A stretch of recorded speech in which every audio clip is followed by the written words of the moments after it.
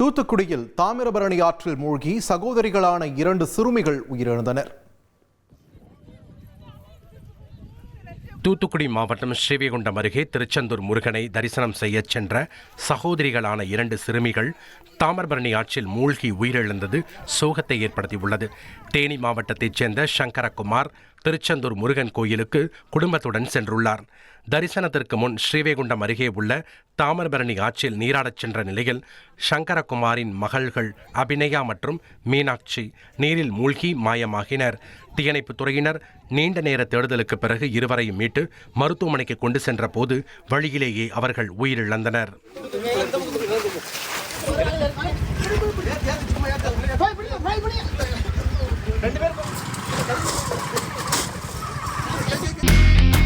இனி செல்லும் இடமெல்லாம் செய்தி. தந்தி டிவியின் வாட்ஸ்அப் சேனலை ஃபாலோ பண்ணினா செல்ல இருக்கும் இடமெல்லாம் செய்தி. இதோ QR கோட் இப்பவே ஸ்கேன் பண்ணுங்க, ஃபாலோ பண்ணுங்க.